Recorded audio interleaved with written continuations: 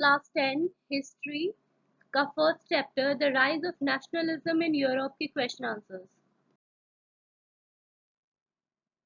Hello class, आज हम history के फर्स्ट चैप्टर के क्वेश्चन आंसर्स करेंगे। तो आपकी बुक का जो फर्स्ट क्वेश्चन है वो है राइट इन ब्रीफ। ब्रीफ में आपको इसका आंसर देना है। Write a note on Giuseppe Mazzini. तो जो गिज़िप मैज़िनी था वो कौन था? तो इसमें आप ये लिख सकते हो कि जो गिज़िप मैज़िनी था वो एक इटालियन रिवॉल्यूशनरी था, है ना। इटालियन क्या था? क्रांतिकारी था। तो उसका जन्म 1807 जेनेवा में हुआ था। वो कार्बोनरी के एक सीक्रेट, है ना, किसका था secret? was born in Geneva in 1807. He was a member of the secret society of Carbonari. He was sent into exile in 1831 for attempting a revolution in Liguria. He founded underground societies named Young Italy in Marseille or Young Europe in Bern, whose members were like-minded young men from Poland, France, Italy, and German states. He believed that God had intended nations to be the natural units of mankind, so Italy had to be forged into a single unified republic within a wider alliance of nations. Second part है इसका count Camillo दे कावर। अब ये जो कावर था वो क्या था? Chief minister था सार्डिनिया पिडमोंट स्टेट का। ठीक है। जिन्होंने इटली के क्षेत्रों को, जो भी एरिया था उसको एकजुट करने के लिए आंदोलन चलाया था, और इस आंदोलन का वो क्या कर रहे थे? नेतृत्व कर रहे थे। He was neither a revolutionary nor a democrat. ना तो वो क्रांतिकारी थे, ना ही लोकतंत्रवादी। Like many other wealthy and educated members of the Italian elite, he spoke French much better than he did Italian. अब इटालियन एलाइट जो पूरा वर्ग था, उसके कई बाकी जो धनी लोग थे, जिनके पास पैसा था और जो एजुकेटेड थे, उन सदस्यों की तरह वो इटालियन की कंपैरिजन में ना फ्रेंच ज्यादा बेटर बोलते थे। ठीक है। He engineered a careful diplomatic alliance with France, which helped Sardinia Piedmont defeat the Austrian forces in 1859. उन्होंने फ्रांस के साथ एक सावधानी पूर्वक क्या बनाया था? एक राजनयिक गठबंधन, ठीक है, डिप्लोमेटिक एलायंस बनाया था, जिससे 1859 में सार्डिनिया पिडमोंट को ऑस्ट्रियाई सेना को हराने में मदद मिली, and thereby free the northern part of Italy from the Austrian Habsburg. जिससे क्या हुआ था कि इस तरह इटली का जो पूरा उत्तरी हिस्सा था ना, उसको ऑस्ट्रियाई हैब्सबर्ग से आजाद कराया गया, मुक्त कराया गया। थर्ड पार्ट है इसका the Greek war of independence. तो 15th सेंचुरी से ग्रीस ऑटोमन साम्राज्य का हिस्सा था, राइट। और the struggle for independence among the Greeks begin 1820। स्वतंत्रता के लिए उनका जो स्ट्रगल, संघर्ष शुरू हुआ था, वो कब हुआ था? 1821 में। Nationalist in Greece got support. जो नेशनलिस्ट थे, जो राष्ट्रवादी थे ग्रीस के, उनको सपोर्ट मिला किसका? From other Greek living in exile, and also from many Western Europeans sharing sympathies for ancient Greek culture. Poet and artist lauded Greece as the cradle of European civilization and mobilized public opinion to support its struggle against a Muslim empire.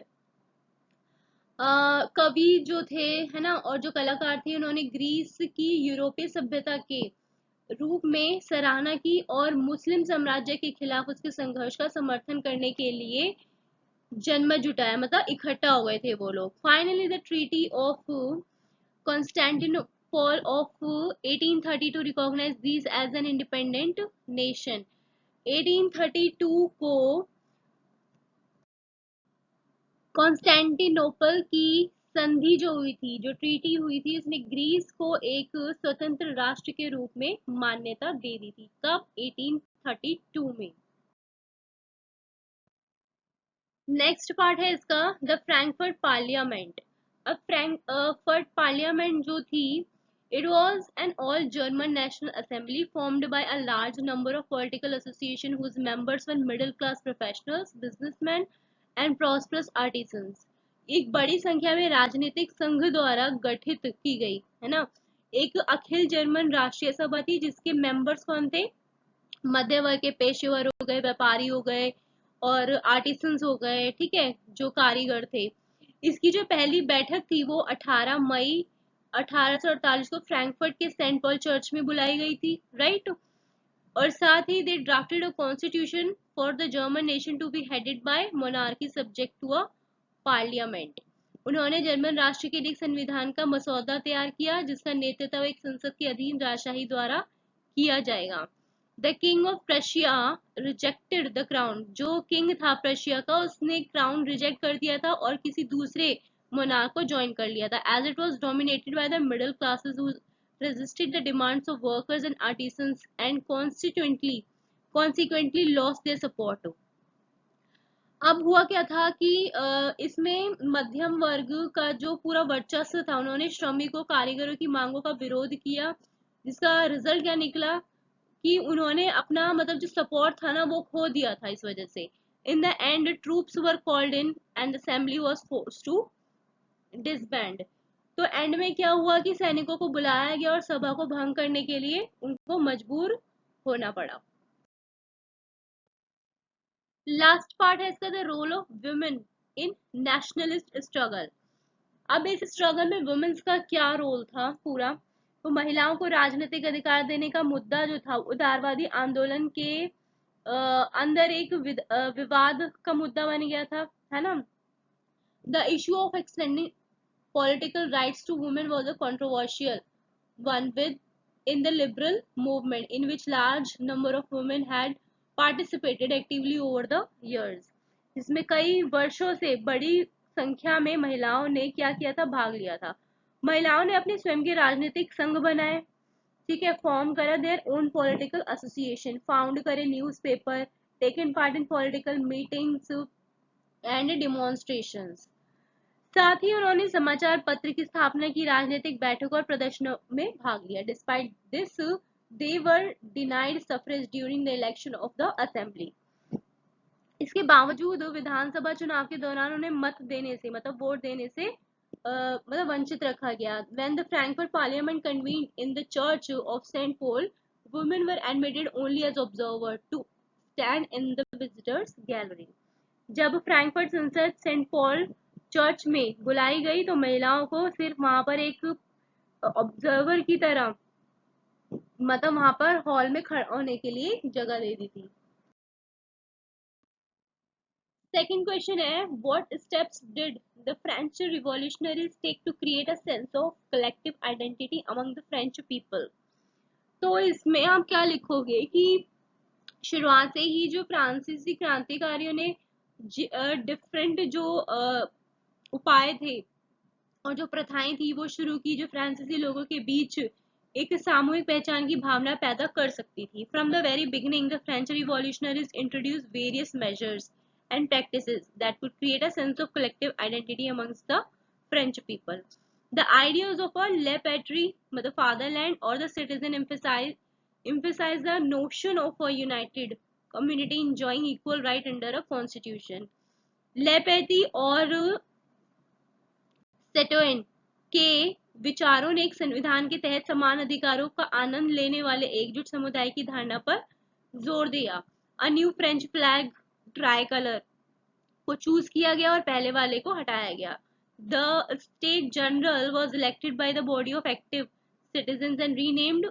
जो state general था उसको हटा करके क्या किया गया, national assembly उसका नाम रखा गया। मतलब जो स्टेट जनरल था उसको नागरिकों के निकाय द्वारा मतलब नागरिकों द्वारा चुना गया और उसका नाम बदलकर नेशनल असेंबली कर दिया। नई हाइम्स, ठीक है, और कंपोज की गई ओथ्स टेकन, मार्टियर कमेमोरेटेड और in the name of the nation. अब हुआ क्या कि मतलब नए जो हाइम्स थे, जो शपथ ली गई, जो शहीदों का स्मरण था वो किया गया और ये सब किस पे था, राष्ट्र के नाम पे था। A uniform system of weight and measure was adopted. मतलब नाप तोल की जो प्रणाली थी, ठीक है, वो क्या कहते हैं अडॉप्ट की गई। Regional dialect were discouraged and French as it was spoken and written in Paris became the common language of the nation. बोलियों को हतोत्साहित किया गया। फ्रेंच जैसे कि पेरिस में बोली और लिखी जाती थी, देश में वो क्या बन गई, कॉमन लैंग्वेज बन गई। थर्ड क्वेश्चन है, who were Marian and Germania, what was the importance of the way in which they were portrayed. अब ये जो दो मारियन और जर्मेनिया है, ये कौन थे? तो in the 18th and 19th centuries, artists represent the country as if it were a person. एक country को एक person का रूप दे करके present करते थे. Nations were portrayed as female figures. Nation को portray करते थे किससे? Female figure से. That's how to give the abstract idea of the nation a concrete form. ठीक है, राष्ट्रों को महिला की आकृति के रूप में दिखाया जाता था, जो राष्ट्र के अमूर्त विचार को एक ठोस रूप देने की कोशिश करती थी. The female form that was chosen to personify the nation did not stand for any particular woman in a real life. अब ये जो मूर्त बनाई जाती थी, इससे रियल लाइफ वुमेन का से कोई रिलेशन नहीं था, कोई रियल वुमेन जैसे नहीं थी वो. Thus in France she was Christian Marion, a popular Christian name which underlined the idea of a people's nation. तो इस तरह से फ्रांस में उसका नाम मारियन रखा गया, जो कि एक बहुत ही फेमस ईसाई नाम है, जिसने लोगों के राष्ट्र के विचार को रिप्रेजेंट किया. Her characteristic were drawn from those of liberty and republic, the red cap, the tricolour and cockade. तो लोगों के राष्ट्र के विचार को दर्शाया. उसकी कैरेक्टरिस्टिक क्या थे कि आजादी है ना, स्वतंत्रता और गणतंत्र से ली गई, जैसे कि लाल टोपी, तिरंगा और कॉकेट. Statues of Marian were installed in public squares to remind the public of the national symbol of unity. जनता को एकता के राष्ट्रीय प्रतीकों की याद दिलाने के लिए एक सोसाइटी मतलब चौराहे पर मारियन की मूर्ति स्थापित की गई. Marianne image were marked on coins, stamps too. मतलब जो मारियन की इमेज थी वो कॉइन्स पर, सिक्कों पर, स्टैम्प्स पर भी छपने लगे. Similarly Germania became the allegory of the German nation. In visual representation, Germania wears a crown of oak leaf because the German oak stands for heroism. अब इसी तरीके से जो जर्मेनिया थी वो जर्मन राष्ट्र का रूपक बन गया. और इसको कैसे दिखाया गया? जो जर्मेनिया है वो ओक के पत्तों का मुकुट पहनती है, और क्योंकि जर्मन जो है वो ओक वीरता का प्रतीक है. फोर्थ क्वेश्चन है, briefly trace the process of German unification. German unification का मतलब एक यूनिफाई करने के लिए उसको क्या पूरा प्रोसेस था.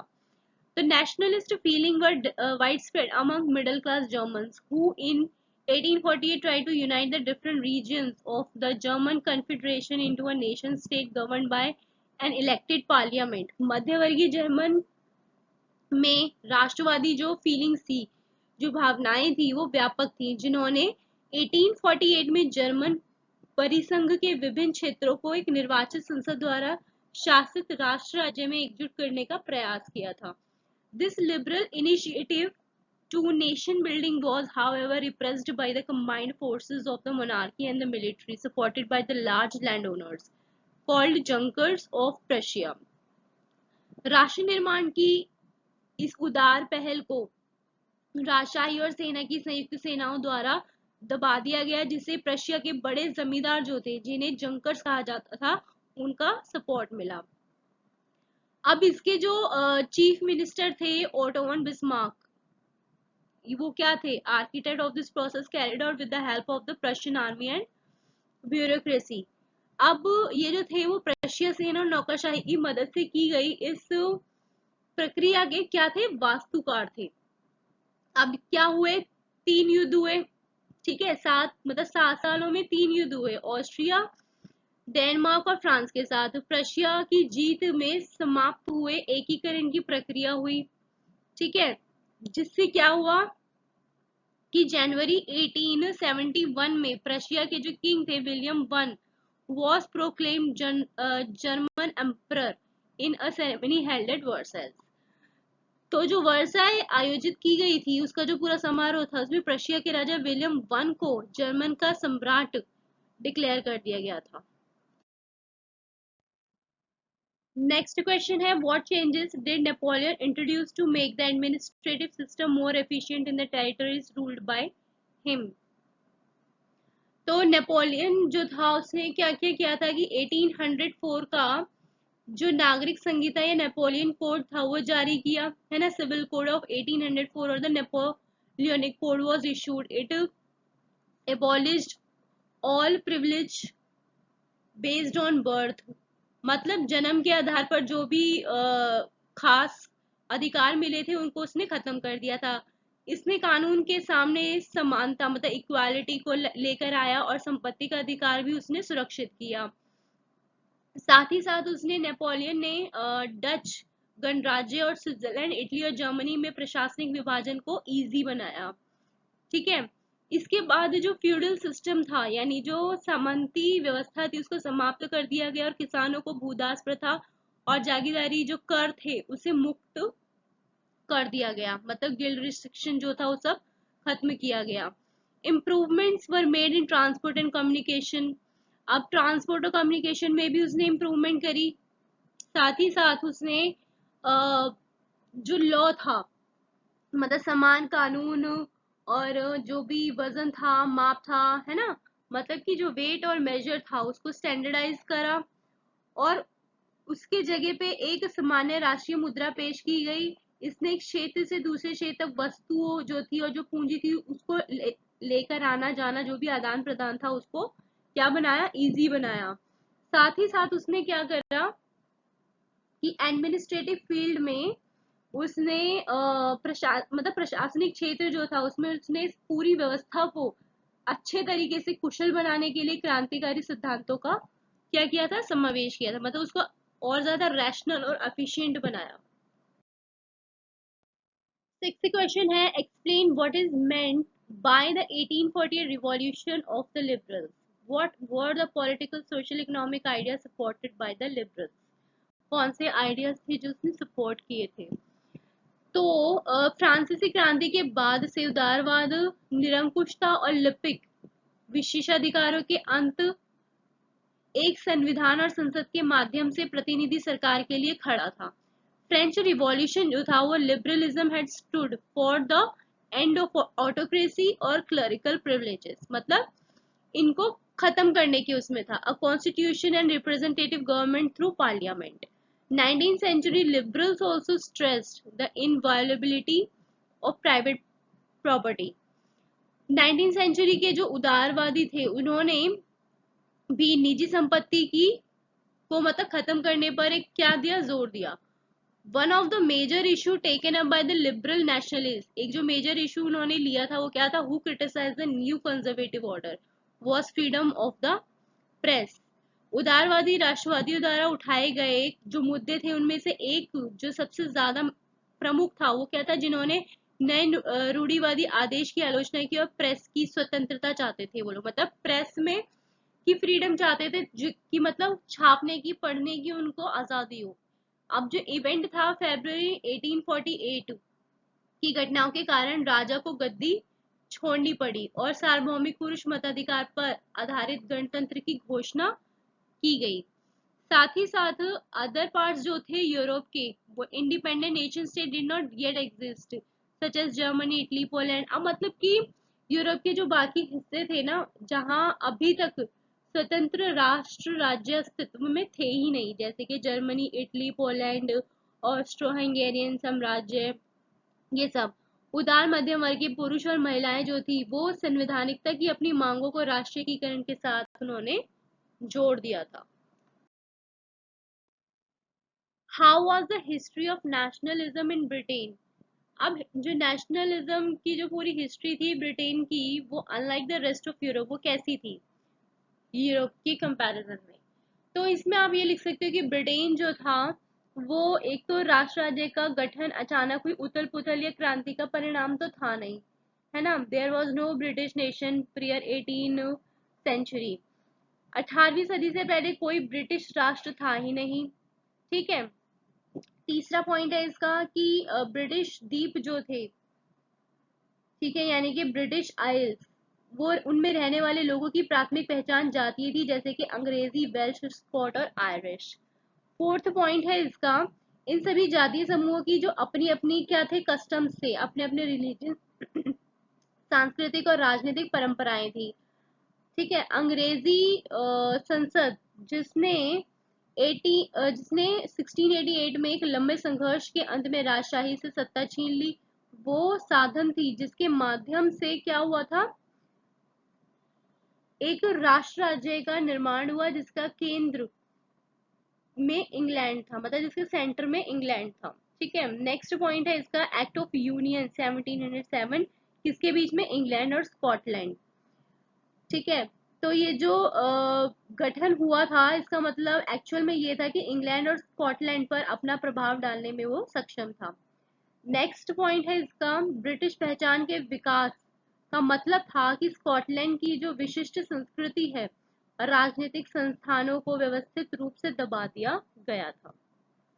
इसके बाद कैथोलिक क्लैंस, स्कॉटिश आइलैंड्स में रहने वाले जो कैथोलिक कुल थे, उन्होंने जब भी अपनी स्वतंत्रता का दावा करने की कोशिश करी, उन्हें बड़ी बुरी तरीके से दबा दिया गया था।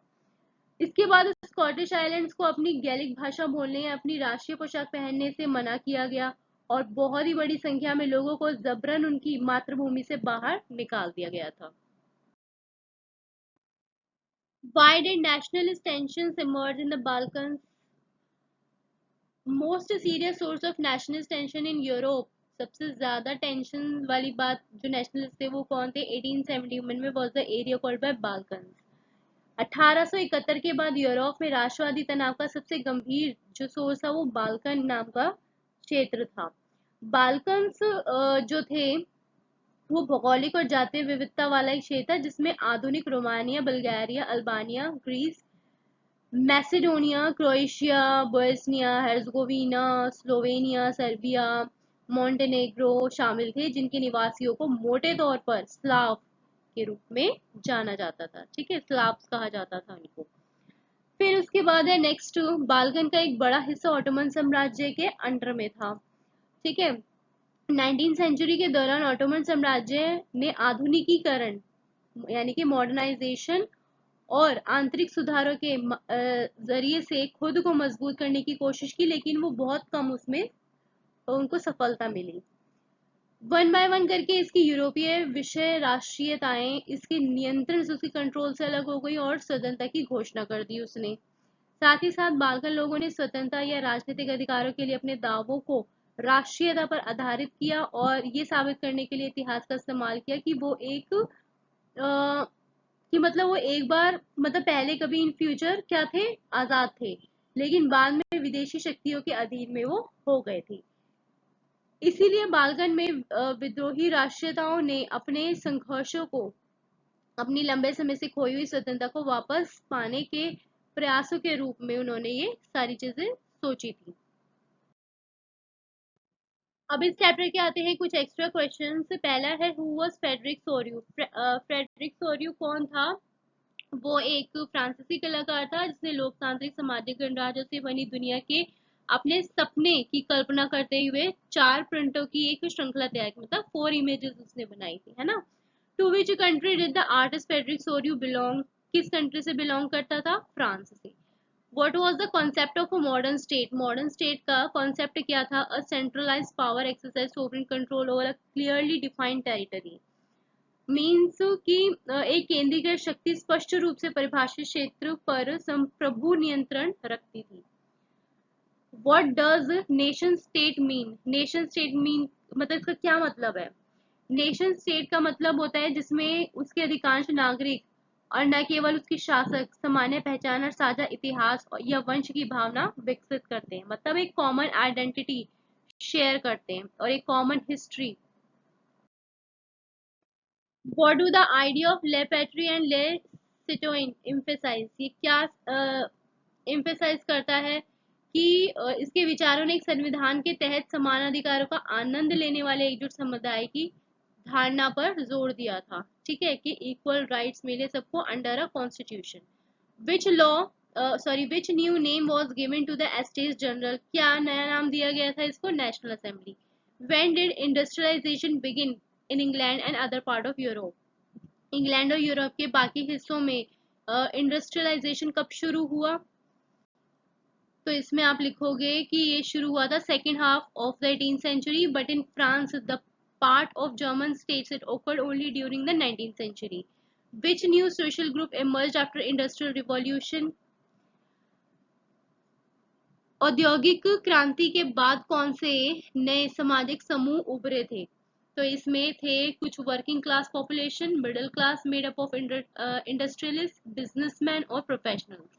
What is the origin of word liberalism? What did it mean? अब जो वर्ड है लिबरलिज्म, वो टर्म है डिराइव करती है लैटिन रूट से जिसका नाम है लिबर, जिसका मतलब है free, Azad. What was the meaning of the word liberalism for new middle class? अब न्यू मिडिल क्लास के लिए लिबरलिज्म का मीनिंग क्या था? कि नए मध्यम वर्ग के लिए उदारवाद व्यक्ति की स्वतंत्रता और कानून के सामने सभी की इक्वालिटी के लिए खड़ा था. राजनीतिक रूप से इसने सहमति से सरकार की अवधारणा पर जोर दिया था. Politically it emphasized the concept of government by consent. What was the strong demand of the emerging middle classes in Europe during the 19th century? 19th century के दौरान यूरोप में उभरते मध्यम वर्ग की प्रबल मांग क्या थी? अब इसमें आप ये लिखोगे कि यूरोप में उभरते मध्यम वर्ग की मजबूत मांग बाजारों की स्वतंत्रता थी, है ना. मतलब जो बाजार थे, मार्केट्स थी, उनको फ्री किया जाए और वस्तु और पूंजी की आवाजाही, मतलब जो आदान प्रदान है, राज्य द्वारा लगाए गए प्रतिबंध, जो भी रोक है, उसको खत्म किया जाए, जो भी रिस्ट्रिक्शंस लगी हुई है. नेक्स्ट है which countries met at treaty of Vienna. तो इसमें आप क्या लिखोगे कि जो 1815 में यूरोपीय शक्तियां थी उसमें ब्रिटेन, रूस, प्रशिया, ऑस्ट्रिया के प्रतिनिधि जिन्होंने सामूहिक रूप से नेपोलियन को हराया था, यूरोप के लिए एक समझौता करने के लिए वियना में मिले थे वो लोग. Who hosted the treaty of Vienna? किसने होस्ट किया था? ऑस्ट्रियन चांसलर ड्यूक मेटरनिक ने. What was the main aim of Treaty of Vienna 1815? उसका मेन एम, उद्देश्य क्या था? इसका उद्देश्य नेपोलियन युद्ध के दौरान यूरोप में आए अधिकांश जो भी बदलाव थे, है ना, उसका उलटना था. बार्मन राजवंश जो था, जो एम्पायर था, जिसे फ्रांसीसी क्रांति के दौरान खत्म कर दिया गया था, सत्ता में बहाल कर दिया गया था. Who was the Giuseppe Mazzini? अब ये कौन था? Giuseppe Mazzini was an Italian revolutionary जो कि बॉर्न हुआ था जेनोवा 1807 में. He became a member of secret society of Carbonari. Which two underground societies were formed by Giuseppe? इसने कौन सी दो सोसाइटीज फॉर्म करी थी? यंग इटली मर्साइल्स में और यंग यूरोप बर्न में. How did Metternich describe मजीनी? मजीनी को मेटरनिक ने किस तरीके से डिस्क्राइब किया है? The most dangerous enemy of our social order. Who were liberal nationalist? Liberal nationalist कौन थे? उदार राष्ट्रवादी शिक्षित मध्य वर्ग के अभिजात वर्ग के लोग थे, जिनमें प्रोफेसर थे, स्कूल के शिक्षक थे, क्लर्क थे और साथ ही साथ commercial middle classes. What happened in the first upheaval of France in July 1830? जुलाई 1830 में फ्रांस की पहली उथल पुथल में क्या हुआ था? तो इसमें आप लिखोगे कि बर्बन राजा जो कि 1815 के बाद रूढ़िवादी प्रतिक्रिया के दौरान सत्ता में मतलब हार गया था, ऑलमोस्ट खत्म हो गया था. अब उदार क्रांतिकारियों द्वारा उखाड़ फेंके गए, जिन्होंने लुई फिलिप के नेतृत्व में एक संवैधानिक राजतंत्र स्थापित किया था. कॉन्स्टिट्यूशनल मोनार्की उन्होंने स्थापित की थी. Who supported nationalists of Greeks in their independence war? यूनानियों के स्वतंत्रता संग्राम में राष्ट्रवादियों का समर्थन किसने किया था, किसने सपोर्ट किया था? इसमें आप लिखोगे कि ग्रीस में राष्ट्रवादियों को निर्वासन में रह रहे बाकी जो यूनानी थे और कई पश्चिमी यूरोपीय लोगों से भी सपोर्ट मिला, जिनकी प्राचीन यूनानी संस्कृति के प्रति सहानुभूति थी, मतलब सिंपैथी थी. What was the romanticism during the age of revolutions? तो रोमांटिसिज्म का मतलब क्या था उस दौरान? तो इसमें आप लिखोगे कि रोमांटिसिज्म एक मतलब सांस्कृतिक आंदोलन था, कल्चरल मूवमेंट था, जो राष्ट्रवादी भावना का एक विशेष रूप विकसित करने का प्रयास करता था. नेक्स्ट क्वेश्चन है what lead to widespread populism in Europe? Populism यानी कि दरिद्रता का क्या कारण था?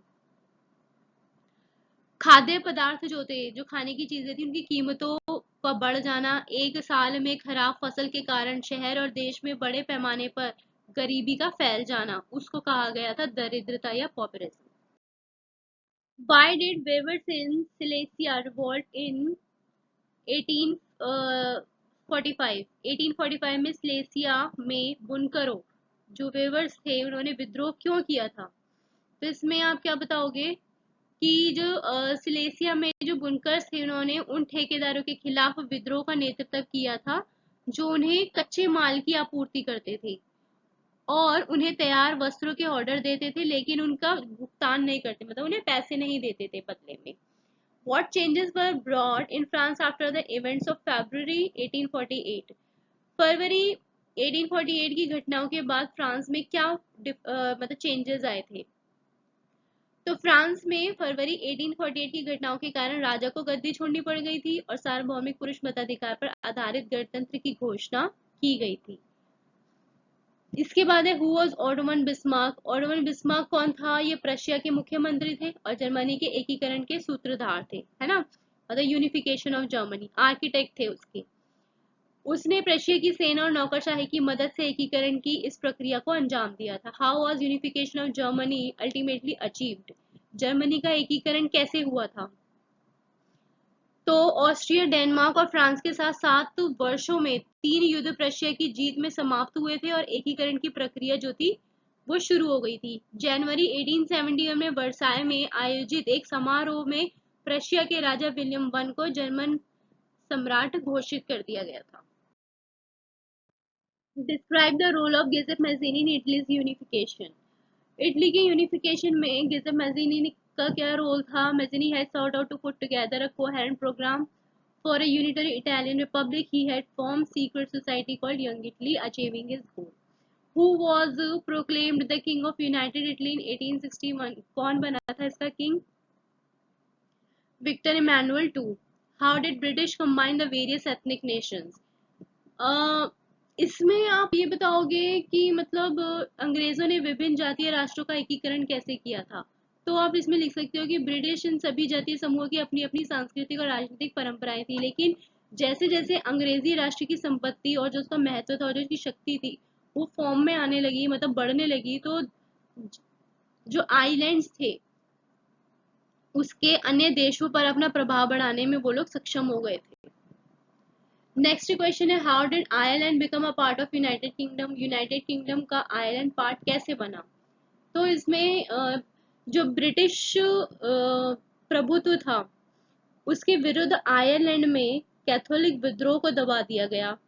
वोल्फटोन और उनके यूनाइटेड आयरिशमैन के नेतृत्व में एक असफल विद्रोह के बाद 1801 में आयरलैंड को जबरन यूनाइटेड किंगडम में शामिल कर लिया गया था। What is an allegory? State any one example to clarify the same.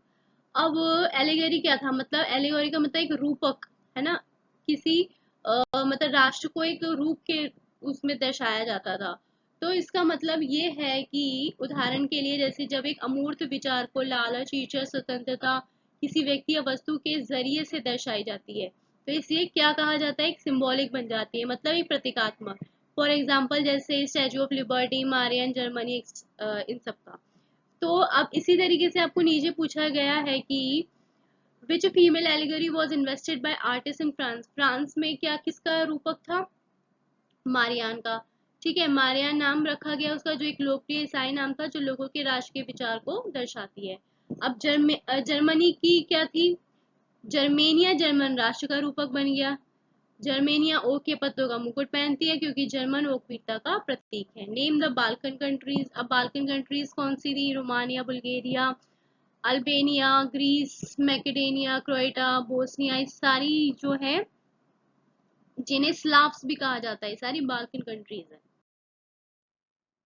Why were Balkan Nations in trouble? जो बाल्कन नेशंस थे वो ट्रबल में कैसे आ गए थे? बाल्कन का जो एक बड़ा हिस्सा था वो ऑटोमन एम्पायर के कंट्रोल में था और ऑटोमन एम्पायर के अलग होने के साथ बाल्कन में रोमांटिक राष्ट्रवाद के विचार के प्रसार ने इस क्षेत्र को बहुत ज्यादा विस्फोटक, एक्सप्लोसिव बना दिया था। Who remarked when France sneeze the rest of Europe catches cold?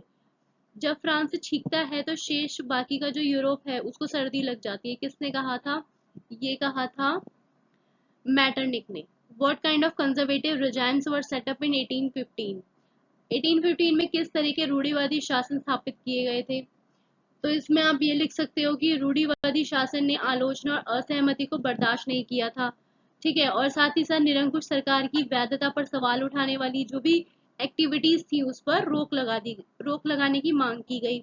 उसमें से ज्यादातर ने समाचार पत्र, किताब, नाटक, गीत में कई कई बातों को नियंत्रित करने के लिए सेंसरशिप कानून लागू किए और स्वतंत्रता के विचारों को मतलब क्या किया गया, प्रतिबिंबित किया। वो स्वभाव से निरंकुश थे, मतलब ऑटोक्रेटिक थे नेचर से। नेक्स्ट है, how did Prussia out strive in Germany? Prussia ने जर्मनी में कैसे संघर्ष किया था? तो जर्मनी में राष्ट्र निर्माण प्रक्रिया में प्रशिया राज्य शक्ति के प्रभुत्व को प्रदर्शित किया गया था। नए राज्य ने जर्मनी में मुद्रा, बैंकिंग, कानूनी और जितनी भी न्यायिक प्रणालियां थी उनके आधुनिकीकरण, मॉडर्नाइजेशन पर जोर दिया था। Do like, share and subscribing to watching. Thank you.